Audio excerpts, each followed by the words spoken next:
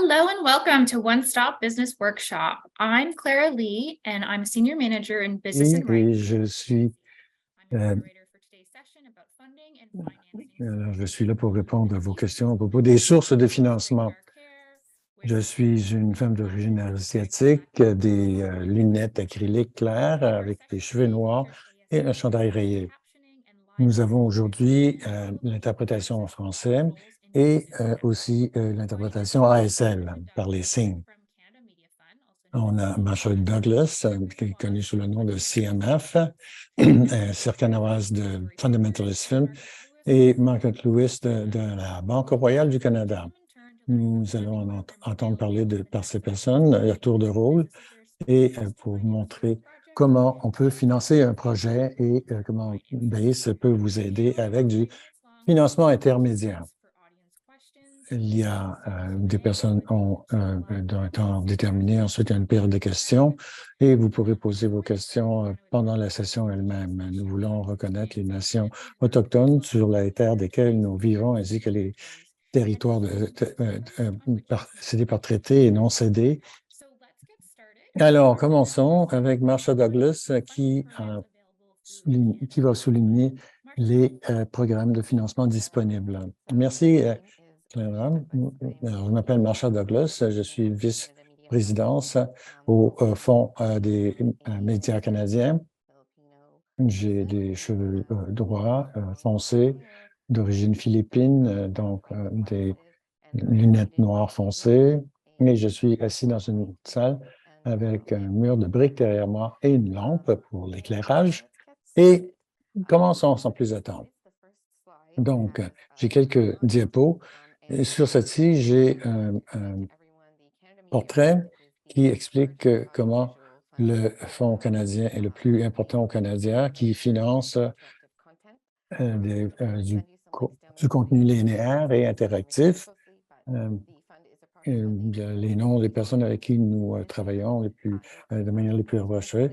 On a 32 millions cette année. Notre financement vient du gouvernement du Canada et aussi de certains fournisseurs de services satellites et câbles. Nous avons des séries web. Nous allons vous parler des programmes linéaires et des programmes convergents et ainsi sur les programmes dans les médias expérimentaux. Alors, brièvement, nous finançons différentes étapes et nous finançons du pré-développement, développement. Dans le pré-développement, ce sont des projets qui doivent avoir une lettre d'appui, soit une lettre exprimant l'intérêt du marché. Vous n'êtes pas obligé d'avoir un diffuseur de plein droit attaché au prochain, mais on a trois pré-développement qui est un programme plus général. Ensuite, il y a des pré-développements pour des communautés diverses. Nous avons notre pré-développement pour les entreprises autochtones, pour les créateurs autochtones et pour pré-développement pour des communautés racialisées, c'est-à-dire avec des créateurs et des propriétaires. Nous sommes prêts à financer à 84 ou 30 de ces premiers arrivés, premiers servis, et ce sont des avances remboursables. Une chose à savoir à propos de nos programmes premier arrivé, premier servi, c'est qu'ils sont sursouscrits dès le premier jour. Donc, on vient de passer, vous devez être prêt à faire une application complète la première journée parce que ces applications sont hautement compétitives. Ça peut arriver fréquemment que nous devons envoyer des montants au prorata du nombre de demandes, mais nous essayons vraiment financer autant de projets que possible au montant qu'ils nous demandent. Prochaine diapo. Le développement. Alors, le développement, c'est l'étape après le pré-développement, bien sûr. Alors, ici, on a besoin d'un diffuseur qui doit être engagé dans votre travail. Ici, on demande au moins dans les communautés racialisées et dans les communautés autochtones de 10 de vos coûts. Dans le développement nordique, c'est un peu plus élevé, 15 des coûts élevés pour la plupart des diffuseurs. Mais si vous travaillez avec un diffuseur dans le Nord, par exemple, un, un poste communautaire au Nunavut, Nunavut ou Yukon, il n'y a pas de minimum. Alors, encore une fois, c'est premier arrivé, premier servi. Nous cherchons à mettre davantage d'argent dans ces projets pour les communautés racialisées ou autochtones jusqu'à 200 000 mais on a besoin de 10 de votre radiodiffuseur ou de votre organisation communautaire. Il y a davantage d'informations sur le site Web. Donc, le pré-développement, vous devez faire décoller votre projet. Vous avez simplement besoin d'une lettre soulignant l'intérêt d'un diffuseur. Ensuite, ça prend davantage de documentation pour obtenir le feu vert. La production. Nous avons aussi un appui à la production. Encore une fois, on m'a demandé de vous parler de certains de nos programmes qui seraient peut-être plus applicables à notre auditoire. Nous avons des programmes spécifiques pour les communautés racialisées, pour les communautés autochtones. Et je pensais aussi de parler des documentaires de point de vue authentique si vous produisez en anglais, français ou dans une langue autochtone. Tous ces programmes dont je parle sont sélectifs. Vous n'êtes pas premier arrivé, premier servi.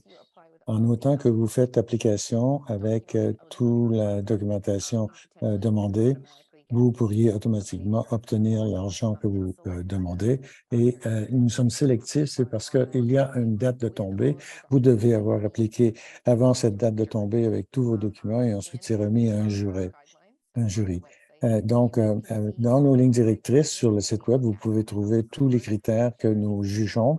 Généralement parlant, ce que nous recherchons, c'est l'intérêt du marché, l'équipe qui est impliquée. Cette année, nous avons introduit une politique sur le positionnement narratif, c'est-à-dire avez-vous décidé qui va raconter l'histoire et comment ils vont raconter l'histoire? Ça, c'est une petite partie des points alloués. Et ensuite, on regarde la partie créative et au niveau autochtone, nous regardons aussi du contenu qui représente au moins 20 dans une langue autochtone.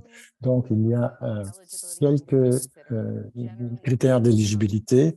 Généralement parlant, il y a aussi un seuil pour la licence, c'est-à-dire le minimum que le diffuseur va mettre dans le projet, mais aussi, à nouveau cette année, vous devez avoir un diffuseur canadien. Ça fait partie de notre contribution du gouvernement au CNF, c'est-à-dire qu'on a besoin d'un diffuseur canadien pour tous nos projets linéaires convergents, mais pour nos programmes sélectifs de production, vous pouvez aussi travailler avec un distributeur canadien autorisé et tous ces fonds ensemble peuvent être réunis pour réunir le seuil pour la licence. Donc, ça sert à rendre éligible votre projet. Un autre truc, notez que nous avons aussi un programme de support à l'accessibilité pour aider les personnes handicapées si vous avez besoin d'aide pour faire votre application. Donc, ça concerne la navigation de notre site Web, l'identité de la personne, le remplissage des formulaires, des aides avec un interprète. Nous avons du financement supplémentaire pour accéder au CM. Alors, une explication très rapide. Nos programmes premier arrivé, premier servi, nos programmes sélectifs et ce qu'on appelle aussi des programmes d'enveloppe par diffuseur. Il y a davantage d'informations sur notre site Web. Nous allouons un certain montant aux diffuseurs et les diffuseurs décident à partir de leur allocation combien d'argent de CMF ils peuvent contribuer. Vous travailleriez donc avec ce diffuseur, ils ont une enveloppe, ils allouent l'argent et ils s'engagent auprès de nous et ensuite vous faites application auprès de nous et on va travailler directement avec vous et signer un contrat. Si le diffuseur avec lequel vous espérez travailler n'a pas une allocation d'enveloppe budgétaire pour diffuseurs, ils peuvent être éligibles sous notre accès alternatif. Il y a donc de l'accès alternatif à la fois pour le développement et la production. Donc, au niveau de des programmes expérimentaux dans les choses XR, VR, si c'est très concept, c'est très semblable au côté linéaire pour le prototypage, pour le développement avancé du prototypage et ensuite production et l'innovation et des projets commerciaux. Mais aussi, je pensais mentionner notre série numérique linéaire pour des séries scriptées ou non scriptées. Il doit y avoir des saisons subséquentes et on est prêt à fournir 60 d'un coût éligible ou un maximum de 200 000 $. Donc, vous devez avoir un intérêt pour le marché, une équipe, un narratif, un positionnement narratif et des éléments créatifs. Si vous êtes intéressé, écrivez-nous, on vous enverra davantage et on a des partenariats même internationaux avec la possibilité de travailler avec d'autres pays. Et maintenant, je cède la parole à la personne suivante. Bonjour, mon nom est Arka Nawaz. Je suis du sud-est asiatique. J'ai une peau claire brune. Je porte une robe bleue avec un arrière-plan flou. Et je suis la créatrice de Petites mosquées sur la prairie. Après avoir créé cette émission téléphonique, la prochaine chose que je voulais faire, c'est de posséder ma propre identité.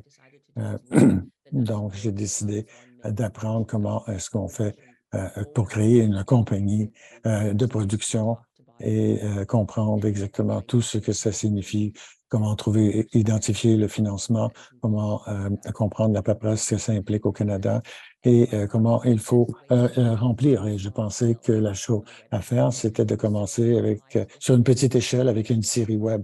Donc, j'ai appliqué au CMF et j'ai reçu 30 000 $ qui a été suffisamment pour faire un prototype pour une série qui n'existait pas encore. Et avec ce 30 000, on apprend très vite à faire un budget, comment le produire et comment le soumettre.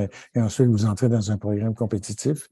Et comme Marshall a dit, si vous y allez avec une bonne équipe, vous allez entrer dans un programme compétitif pour obtenir jusqu'à 200 000 $ À ce moment-là, j'ai réalisé que beaucoup de créatifs étaient bons à écrire et à créer des émissions, mais on ne comprend pas le système d'accès au financement. Et la grande partie de ce que Marshall a dit, pour les personnes qui ont regardé pour la première fois, peuvent être complètement dépassées mais ça semble énorme, mais une fois qu'on rentre dans le système, ça devient beaucoup plus facile. Ce que j'ai décidé de faire, c'est d'engager un producteur d'affaires qui comprend tous les programmes qui existent et m'aider à réunir les financements pour mettre sur pied la première personne. Et donc, avec Zarka, j'ai fait ça. J'ai fait un programme 10 minutes chacun sur GEM. Ça a bien marché. Ça a bien marché sur CBC GEM et donc ça m'a permis d'accéder à du financement pour la deuxième année. Et on vient juste de conclure la deuxième année de production pour Zarka sur CBC GEM.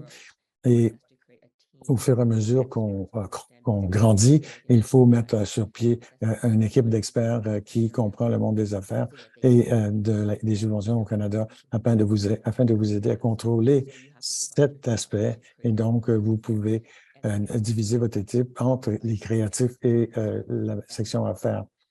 Et c'est elle qui fait partie de Tree Story Production. Elle. Merci, Zarka. Bonjour, mon nom est Elle McCricken. Je suis productrice et je suis une femme de source européenne, d'origine européenne. Je porte un blazer foncé. J'ai des lunettes rondes de lecture et je suis dans mon bureau avec un arrière-ban floué. J'ai travaillé en affaires, en production pendant plus de 15 ans. Lorsqu'on regarde la série Zarka, à partir du concept de la saison 1 à la saison 2, je vais commencer par les déclencheurs de financement. Il y a des fonds qui sont possibles pour obtenir du financement pour entamer votre recherche. Et donc, Zarka a accédé au fonds de Medium du Canada pour faire le pilote qu'elle a mentionné. En mettant de côté une portion de ce fonds pour faire du marketing, ça lui a permis d'aller chercher des fonds supplémentaires d'un fonds en Saskatchewan. Et donc, elle a été capable de de compléter le pilote. Et donc, ça a généré l'intérêt de la CBC qui nous ont engagés pour la saison 1. Ensuite, on a complété notre structure de financement. Encore une fois, ce sont des déclencheurs. Voici ce que la deuxième saison d'une série web pourrait à quoi ça pourrait ressembler. Il y avait une licence de 100 000 de la CBC qui vous permet ensuite d'aller chercher des fonds supplémentaires. Une deuxième série irait voir le fonds Bell pour une série numérique. Et les deux sont des fonds sélectifs. Donc, il y a des jurés. Et donc, ensuite, on voit Creative Saskatchewan, qui était une agence provinciale. On a été chercher ici 47 du budget. Et donc, vous devriez être très familier avec vos agences provinciales. Et finalement, le crédit de taxe fédérale, vous devrez vous assurer que vous serez éligible à cause que ça appartenait à des partenaires, des propriétaires canadiens. Dans cette structure de financement, la majorité de celles-ci, donc, on confirme les calculs très tôt. Vous ne voulez pas avoir un trou dans votre structure de financement si vous avez exagéré vos montants au début. Donc, quand je parle de connaître votre fonds, voici ce que Creative Saskatchewan a fait. Une agence provinciale, plusieurs lignes de financement disponibles, et ceci, c'est pour la télévision. Ici, on n'a pas besoin de déclencheur de tiers parties. Elle a été chercher un don pour production de TV ou de films, 25 à 40 et le fonds d'équité basé sur le fait que votre programme va bien se vendre. Ensuite, ce programme est celui qui procure des fonds de contrepartie au fonds de Bell. Ça vous permet, encore une fois, d'investir dans le marketing et de continuer à faire d'autres saisons. Maintenant, finalement, je voulais tout simplement vous donner un scénario de liquidité, donc les entrées de fonds et les sorties de fonds. Donc, on peut voir que ça ne s'aligne pas. Ça correspond. Vous allez avoir des organismes de financement qui vont vous payer basé sur des étapes. Alors, les premiers jets, les crédits de taxes, vous allez devoir dépenser de l'argent que vous n'avez pas encore, que vous avez peut-être dépensé 75 de votre budget. Et lorsque vous attendez vos crédits de taxes, vous attendez encore qu'une portion de votre argent arrive des agents de financement. Alors, faites attention à ces dates de sortie de fonds. Aussitôt que vous êtes éligible vous ne voulez pas gérer vos liquidités en ne vous payant pas vous-même. Donc, il est important d'avoir une bonne relation avec votre banquier pour obtenir du financement intermédiaire ou intérimaire. OK, merci beaucoup. Merci. Bonjour tout le monde. C'est bien de vous voir ici ce jeudi après-midi ou c'est pour ceux qui sont sur la côte ouest, c'est le matin. Mon nom est Margaret Pellet. Je suis une femme noire qui porte une petite blouse jaune et blanche. J'ai des lunettes brun pâle et j'ai des cheveux afro. Et je suis dans mon salon avec une grosse fenêtre derrière moi. Je suis gestionnaire des relations dans la banque commerciale, banque d'affaires. Ce que je donne, c'est de donner des avis stratégiques aux gens qui sont dans l'industrie des médias et plus spécifiquement pour les gens qui travaillent dans les films et à la télévision. Prochaine diapo, s'il vous plaît. Alors, qu'est-ce qui se passe lorsque votre projet a reçu le feu vert? Vous avez tous les fonds pour aller commencer à tourner, eh bien, vous avez un problème de liquidité parce que vos sorties pour payer votre équipe sont plus rapides que les entrées de vos sources de financement. Alors, pourquoi est-ce que c'est comme ça? Parce que, comme je l'ai dit, vos sources de financement payent par paiement basé sur les étapes que vous avez atteintes dans votre production. Comme vous pouvez le voir, dans les exemples qui ont été fournis par Al, on peut voir que la position de liquidité est dans le rouge. Et ce n'est pas nécessairement une bonne chose, mais c'est ici qu'une banque comme la RBC peut devenir un bon partenaire pour vous en tant que producteur. Nous sommes à même de vous aider à gérer les délais entre les sorties d'argent et les entrées, par exemple, de vos crédits d'impôt. Ceci se fait à travers ce qu'on appelle le financement intermédiaire. Le financement intérimaire n'est pas pour utiliser pour le développement de projets ou le pré-développement, c'est utilisé avant le tournage principal, mais ça peut aussi être organisé après le tournage principal ou après que le projet est en post-production. Pour être éligible, votre production doit être pleinement financée. Nous ne couvrons pas des écarts ou des trous dans vos liquidités. Et ça doit être éligible évidemment au CAFCO. Il est important, en tout cas pour commencer le processus d'application, afin de l'étudier, vous devez nous fournir votre plan de financement, votre budget détaillé, les projets de liquidité et les contrats. Et il est important de noter que nous ne fournissons des fonds que des sources des sources qui ne sont pas bien évaluées, ne seront pas considérées. Alors, il y a deux exemples ici à gauche. Dans un scénario, le taux de financement est appuyé par des sources qui sont prisées comme des risques zéro, très bien cotés. Alors ici, il y a par exemple, des estimés de vente internationale ainsi qu'un investissement pour un producteur.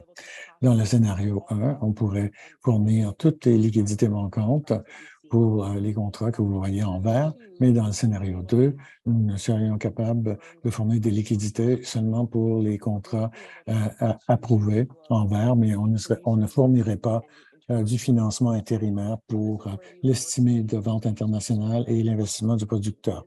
Donc, c'est là que nous sommes les mieux à même de vous conseiller pour vous avertir s'il y a des parties de votre plan qu'on ne peut pas financer de manière intérimaire. Une chose à noter, c'est que pour le financement intérimaire, l'alternative aux banques, ce n'est pas votre carte de crédit personnelle et non plus votre ligne de crédit personnelle. Nous ne recommandons jamais à des producteurs d'utiliser ces deux méthodes pour leurs besoins en liquidité. En fait, l'alternative la plus habituelle à la place d'une banque, c'est un prêteur privé. Les prêteurs privés acceptent des risques plus élevés parce qu'ils ont des projets moins structurés qu'ils appuient. Ils sont prêts à vous financer dans des écarts dans vos fonds d'investissement. Et puis, étant donné c'est à plus haut risque, ils vont demander davantage d'intérêt, alors que la RBC, eh bien, on accepte de moins de risques à cause de la nature structurée des plans. On ne finance pas de manière intérimaire des écarts et donc nos taux d'intérêt ont tendance à être les plus bas et en fait, ce sont les plus bas. Mais avec les plus bas coûts, il y a davantage d'exigences pour se qualifier. Donc, il faut tenir ceci en tête. L'exigence pour se qualifier est plus élevée parce que c'est à moindre coût et à moindre risque. Et donc, on n'accepte jamais de l'équité dans un projet. On est simplement là pour vous permettre d'attendre les paiements qui vous ont été promis par des agences fiables. Parmi les défis des producteurs émergents, il y a peut-être le manque d'expérience ou peut-être que leur production, les compagnies de production n'ont pas beaucoup d'expérience ou de durée. Peut-être qu'ils n'ont pas de sources accréditées dans le plan. Peut-être que le producteur n'a pas budgété adéquatement pour le coût supplémentaire du budget du financement intermédiaire et peut-être qu'il n'utilise pas un avocat spécialisé dans les films ou la télévision et un comptable qui est capable d'aller chercher les crédits d'impôt. Et donc, pour éviter des problèmes lorsque vous avez des projets surtout les producteurs racialisés, noirs ou autochtones.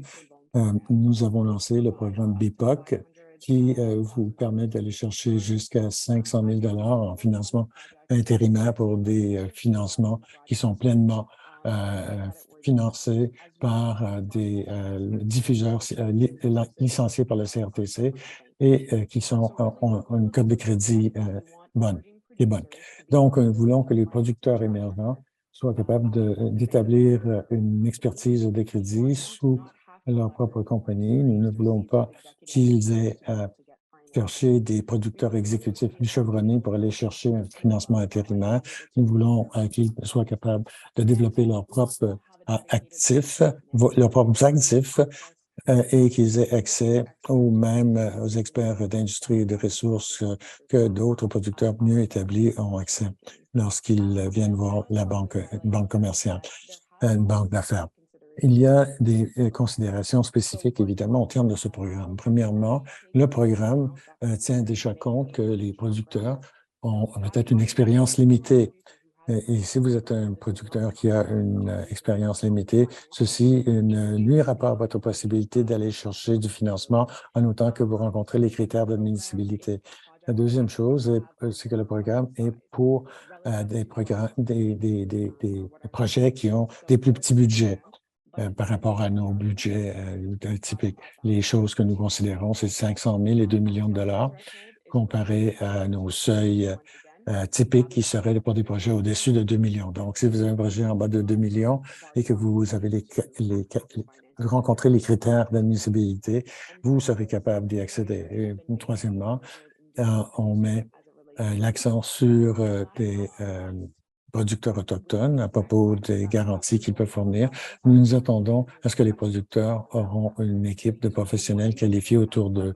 Donc, vous devez vous assurer que vous avez un avocat spécialisé en film et en télévision, un comptable qui a des expertises dans le même domaine. J'aimerais insister que vous avez besoin des professionnels autour de vous pour vous assurer que vous pouvez compléter votre audit de production, de payer vos impôts à temps et évidemment de rembourser et de prendre l'argent que vous obtenez pour vos crédits d'impôt et le mettre dans votre compagnie pour être capable de développer d'autres projets. Ce qui conclut ma présentation courte sur le financement intermédiaire ou intérimaire plutôt. Et donc, si vous avez des questions, je serai heureuse d'y répondre et je suis prêt. Vous pouvez m'approcher à l'extérieur des limites de cette discussion. Fantastique. Merci beaucoup, Marsha. Zanka, Hélène, pour ces aspects des programmes qui sont disponibles au CMF, Trouver un champion, des experts en financement et des entreprises qui sont capables de vous aider pour les liquidités. Maintenant, on va passer à la session de questions-réponses. La première question qui m'arrive, je pense que ça va être bon pour Marsha. Durant votre présentation, vous avez mentionné nos pré-développements sont remboursables. Est-ce que ça veut dire que c'est un prêt, que ça va devenir un don ou une bourse? Et il y a différentes sortes de financement et le CMF offre différentes variétés. Il est très commun dans le développement, non seulement au CMF, mais chez d'autres organisations, peut-être que d'autres pourraient en parler, que c'est en fait une avance sur la pré-production. Ce n'est pas exactement un prêt, à moins que votre projet passe en production. À ce moment-là, vous mettez vos coûts de développement dans le coût de développement et donc rembourser, et donc vous devrez le refinancer dans le budget de production. Les autres types de financement au CMF sont des frais de licence qui ne sont pas remboursables, c'est ça, l'enveloppe du producteur ou du diffuseur. Et il y a aussi des contributions non remboursées. Et nous avons aussi du financement en équité, ce qui signifie qu'en tant que financeur, agence de financement, on obtiendra une part du revenu. Il y en a d'autres sortes, mais si Hélène Zarka veut rajouter de sa perspective en tant que productrice, est-ce que c'est bon ce que je viens d'expliquer? Oui, je pense que c'est bon. C'est bon aussi que tu aies mentionné que l'avance pour le développement doit être remboursé avant de recevoir de l'argent du CMF pour la phase de production. C'est une question de timing. Cet argent doit revenir avant que vous ayez votre premier paiement du CMF. Bon, la prochaine question, on va penser à l'idée d'une participation à l'équité. Margaret, cette question. Vous avez mentionné l'équité, surtout lorsque l'alternative, c'est d'aller à un prêteur privé. Qu'est-ce que ça veut dire quand un prêteur privé veut de l'équité dans votre projet? Oui, oui. Ce que ça veut dire, c'est de demander de l'équité, ça veut dire d'être en quelque sorte propriétaire d'une partie du produit. Et quand vous avez une partie de la propriété, vous entrez dans le budget et vous bénéficiez des ventes futures de ce projet. C'est une façon assez usuelle pour qu'un prêteur privé puisse vous fournir du financement, mais ils vont vous dire, on va prendre une partie de vos ventes. Disons que vous vendez à la CBC ou à d'autres, ils auront droit à une portion de ces ventes. Donc, pour obtenir une partie des ventes, du produit des ventes, ils doivent être propriétaires. Donc, c'est ce que je dis avec les prêteurs privés, parce qu'ils prennent un plus gros risque avec le projet qu'une banque. Ils vont venir en demandant une partie de la propriété du projet et donc être capables d'aller chercher de l'argent subséquemment à la vente ou à la diffusion du projet. Bon, ça c'est pour Zarka et Ab.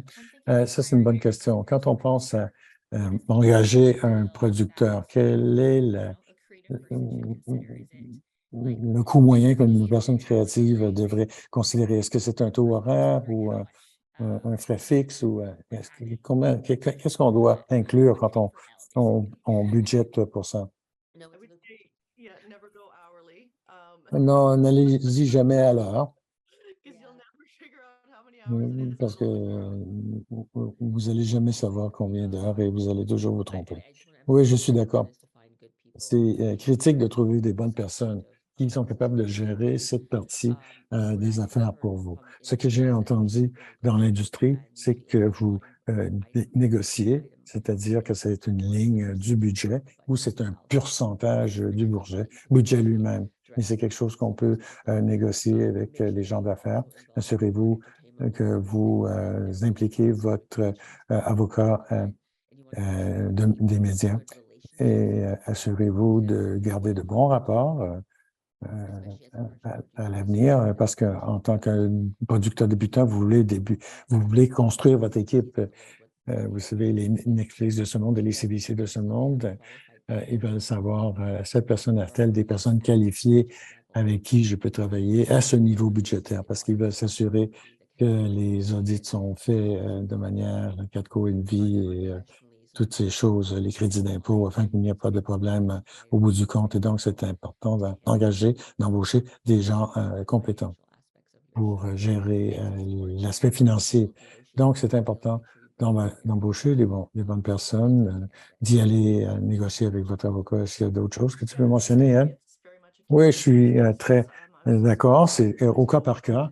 Mais j'aimerais mentionner que c'est important de trouver quelqu'un avec qui vous allez avoir des bons rapports. Vous allez passer beaucoup de temps ensemble dans des périodes qui peuvent souvent être semées de stress. Donc, de développer des bons rapports et des communications faciles, c'est important. Une autre chose avec la budgétisation, c'est que les producteurs d'affaires qui ne possèdent pas des droits intellectuels, qui ne sont pas des propriétaires du projet. Vous allez voir dans les postes budgétaires des capitalisations maximales. En tout cas, c'est un aspect complet en soi. Et si vous donnez à quelqu'un une partie qu'ils ont des parts, ou donc à ce moment-là, ils doivent être impliqués dans le budget aussi. La prochaine question est pour Marsha. C'est une question en deux parties.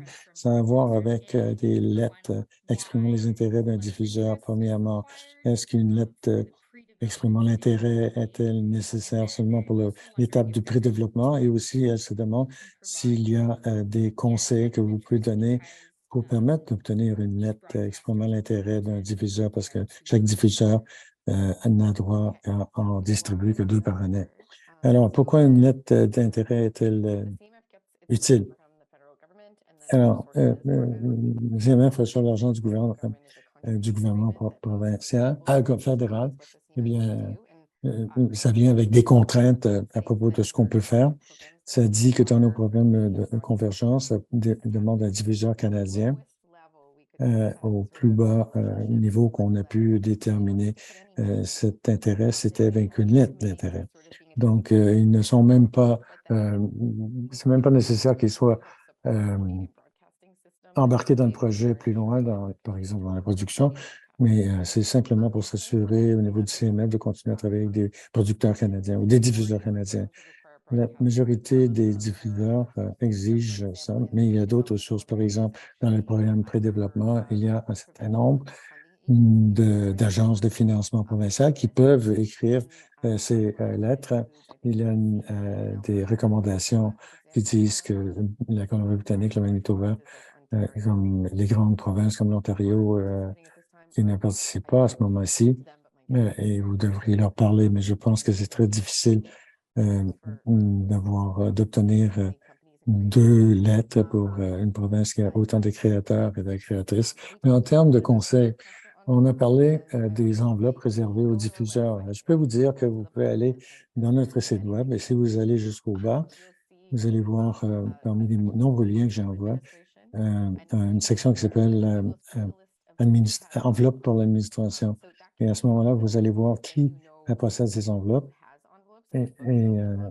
Alors, si vous allez à enveloppe pour le développement et enveloppe pour la production, vous savez, il y a des diffuseurs qui sont familiers avec le CMF, qui ont des rapports et qui sont des diffuseurs canadiens éligibles. Vous pouvez regarder notre liste de projets financés qui pourraient trouver les diffuseurs qui n'ont peut-être pas de budget cette année, mais qui ont une compréhension et un intérêt dans le CMF. Alors, qui vont se retrouver sans doute dans plusieurs de nos projets. Ils ont juste besoin d'être certifiés au CRTC. Il y a des diffuseurs qui n'ont pas d'enveloppe ou ils sont peut-être nouveaux au CMF, mais qui pourraient vous rédiger une lettre. Ce que ça signifie au final, c'est qu'il faut comprendre ce qu'est votre projet. Et donc, comme n'importe quelle vente, pourquoi ceci, pourquoi vous, et alors que vous tentez de parler à ces diffuseurs, si votre projet ne fait pas de sens pour ces diffuseurs, ça va être plus difficile pour vous d'obtenir cette lettre d'intérêt. Alors, comprenez bien quel est votre projet, qui serait intéressé potentiellement et qui sont les diffuseurs qui seraient les plus intéressés à travailler avec vous pour vous aider à obtenir du préfinancement et du financement et à continuer ainsi. Alors, est-ce que tu avais quelque chose à rajouter? OK. Maintenant, bon, alors la prochaine question, celle-ci est de Margaret. Quelle est l'expérience nécessaire pour se qualifier pour du financement intermédiaire? Est-ce que c'est un court-métrage ou... Eh bien, si on regarde en général, non pas à travers le programme de financement BIPOC, l'expérience, parce qu'au bout du compte, en tant que prêteur, au bout de la journée, on vous prête de l'argent contre les contrats confirmés dans votre projet et aussi contre la contrepartie de vos crédits d'impôt. Alors, quelle est votre expérience passée avec de tels crédits d'impôt? Est-ce que si vous avez eu à livrer un projet, combien de fois est-ce que vous avez été dans les temps? Combien de fois vous avez dépassé vos temps? Lorsqu'on regarde le financement avec le programme BIPOC, en tant que producteur émergent, quand on parle d'expérience, peut-être que vous avez de l'expérience pour demander des crédits d'impôt pour une autre compagnie de production. Et donc, ça compterait comme expérience. Peut-être que vous avez été impliqué dans une autre production et peut-être que vous avez même fait un court-métrage auparavant qui a été couronné dans un festival pour le film. Alors, je crois qu'on est un peu plus permissif à travers le programme de prêt pour producteurs émergents BIPOC. Si vous avez déjà votre projet, ça va aider beaucoup. Mais c'est ce que je dirais en termes d'expérience typique, c'est de regarder l'expérience du producteur pour demander son crédit d'impôt. Bon, notre prochaine question est pour Zarka et elle. Où est-ce que vous suggérez que nous pourrions trouver un spécialiste en affaires? Est-ce que c'est la même chose qu'un avocat spécialisé dans le show business ou est-ce que c'est...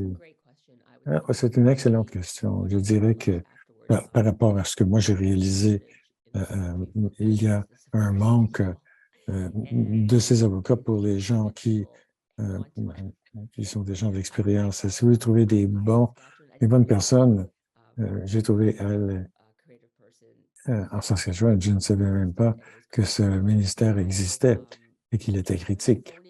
Je me rappelle avoir téléphoné à une compagnie en Saskatchewan et c'était pendant la COVID et demandant des questions aléatoires. Comment vous faites ceci, comment vous faites cela, etc. C'était pendant la COVID et je me rappelle, ils ont dit, oui, on peut vous aider, mais je pense qu'à ce moment-là, ils avaient trouvé des gens pour m'aider. Mais lorsque j'ai entamé la deuxième session, NLL avait formé leur propre entreprise et ils étaient très expérimentés avec des séries documentaires. Et donc, ils étaient intéressés à travailler avec moi parce qu'ils espéraient embarquer dans le monde narratif. Moi, je travaillais déjà dans le monde de la narration. Donc, c'était une bonne synergie parce qu'on s'aidait les uns les autres et parce qu'ils connaissaient cet univers merveilleusement bien. Et c'est comme ça que je les ai trouvés. C'est par chance, en téléphonant à gauche à droite. Et pour moi, c'était en fait un appel aveugle. Vous savez, une compagnie de production, je ne sais pas comment remplir ces formulaires. Est-ce que quelqu'un peut m'aider? Et elles m'ont rappelé. Et donc, j'ai été chanceuse de les rencontrer. Elle, est-ce que tu as ta version des événements? Non, je pense que tu l'as à peu près. Et j'allais souligner que Creative Saskatchewan ont, par exemple, une ressource sur leur site web de compagnies de production avec lesquelles vous pouvez travailler. C'est une autre option. Vous pouvez regarder les agences provinciales, leur parler. Peut-être qu'ils connaîtront des gens, des listes auxquelles ils pourraient vous référer. Et ainsi, vous pourrez parler à d'autres producteurs. Vous ne voulez pas que votre producteur d'affaires, vous savez, surtout à cause de ce taux horaire qu'ils vous imposent, il y a beaucoup de choses, marchandises à livrer, et donc vous n'auriez pas votre avocat d'impliquer dans toutes ces choses. Ça deviendrait impossible très rapidement. OK, la prochaine question, et peut-être que c'est bon pour Manchant. Alors, comment est-ce que des producteurs émergents peuvent aller chercher des financements pour les frais fixes, etc.? Tu me donnes toujours les questions difficiles, Claire. En fait, au moment où on se parle, il n'y a pas beaucoup d'argent pour commencer, parce que c'est effectivement le risque qu'absorbent les entrepreneurs. Il n'y a pas beaucoup d'argent. Je ne sais pas comment établir un petit magasin sur le coin de la rue. Il faut s'établir, développer ses réputations. Ceci étant dit, aussitôt que vous vous établissez, c'est là que les sommes d'argent vont suivre. Il y a un certain nombre de programmes par après qui sont destinés aux différentes communautés, qui sont utiles. Une des choses à tenir en tête, c'est de commencer à amener de l'argent dans votre compagnie. Il y a beaucoup d'argent qui vient du côté commercial. Ça requiert que vous soyez incorporé. Mais pour plusieurs d'entre vous, ce n'est peut-être pas nécessaire de, si vous appliquez chez nous, vous devez être une compagnie commerciale reconnue. Et donc, ça vous prend un certain niveau de certification. pour montrer que vous commencez le projet d'un point de vue affaires. Et donc, il n'y a pas nécessairement des fonds qui vont vous aider à vous rendre là-bas, mais vous pourrez, de toute évidence, inclure ces coûts dans votre budget. Et vous pouvez donc imputer ces coûts à votre budget pour la production. J'ai mentionné les à côté de maison et s'il vous plaît, ne considérez pas que vous ne pouvez pas vous payer. Souvent, il y a une petite façon pressée de dire qu'il faut ramasser toutes les pièces. C'est difficile. Alors, vous aurez droit à vos frais plus tard et vous rembourser en tant que financeur. Et même en tant que diffuseur, on veut s'assurer que les projets sont réalisés et bien réalisés. Et une partie de ça, c'est que vous avez une part de responsabilité là-dedans, mais il n'y a pas une tonne de startups. Alors, il y avait quelqu'un qui avait un service de concierge. CISS faisait des cliniques d'affaires là-bas et on le faisait à partir de différents programmes et ça prenait des choses à expliquer pour les gens en ligne. Et, on voit ça arriver par région, par ville. Il y a un groupe Facebook pour un stop. Donc, c'est bien d'y indiquer les informations. Le CMA, les membres de ses membres. Je vais être clair, j'ai d'autres pensées à ce propos, mais je pense, Margaret, que si tu as des questions ou que tu veux nous parler, appelez-nous au CMA. On veut que des applications formidables nous rejoignent. Réaliser les lignes directrices, voyez quelles sont les questions. On veut aider à faire avancer les histoires, le contenu et ceci de partout au monde. À partir de backgrounds différents, d'habiletés différentes, on veut tout simplement des projets qui présentent une bonne histoire. Même si c'est brut, venez me voir, je vais essayer de vous aider. Et peut-être que je vais vous donner, vous savez, c'est le premier financement qui est très difficile à faire. Oui, c'est très difficile. Et j'imagine que ce que moi je dirais, c'est que réduire du producteur qui sont surtout, peu importe le cas, en tant que règle générale, mettez le plein montant de budgétisation, de prévision budgétaire pour votre producteur d'affaires. Vous devez vous assurer que vous allez être payé et que le projet est pleinement financé. Je sais que je me mets ici un peu en avant, mais quand vous traitez des fonds de développement ou pré-développement, ces frais-là vont être ceux qui permettront à votre compagnie d'aller de l'avant. J'ai pensé à autre chose, mais c'est parti. Je m'excuse. Bon, je pense qu'on a du temps pour une autre question. Elle est destinée à Margaret. Est-ce que vos services d'affaires gratuits pour des services qui utilisent la banque RBC ou est-ce qu'il y a un pourcentage ou un frais avant que quelqu'un ne commence à vous parler? Non, il n'y a pas de frais pour nous parler ou ne pas nous parler. On est bien content d'avoir des conversations où une connaissance et le pouvoir, mais il y a peut-être des façons de marquer. Si vous voulez des frais mensuels, ce sera avec un compte de banque que vous avez. Si vous avez des services comme carte de crédit ou différents produits, oui, à ce moment-là, il y a des coûts reliés à ça. Ça dépend du type de carte que vous avez.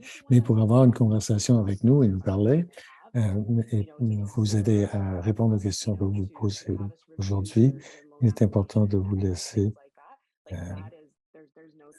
votre application de prêt. Je ne voulais pas souligner ça, mais il y a des coûts impliqués au financement intérimaire. Le financement intérimaire par lui-même n'est pas gratuit. Vous le verrez typiquement sur la ligne budgétaire. Il y a quelques lignes, en fait, qui sont impliquées dans le financement interne. Lorsque vous allez une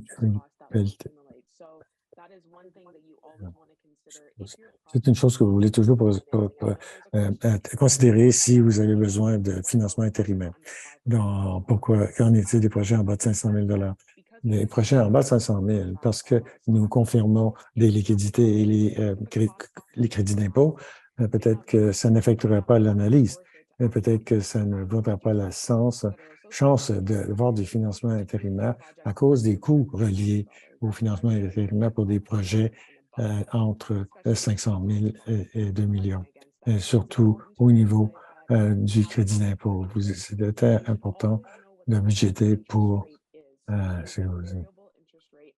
nous utilisons un taux d'intérêt variable lorsqu'on fait un financement intermédiaire.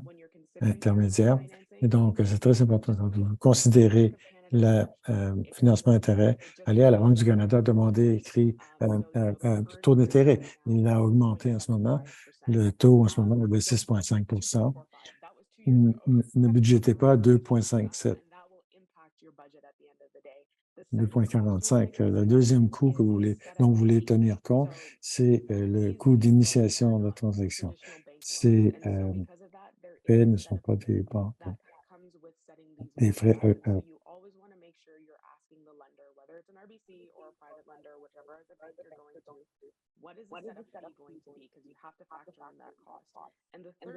Et la troisième chose que vous devez regarder et que vous devez payer, c'est d'engager un avocat en termes du processus de signature finale du contrat. Et donc, vous voulez aussi inclure ça dans vos coûts et dans votre budget.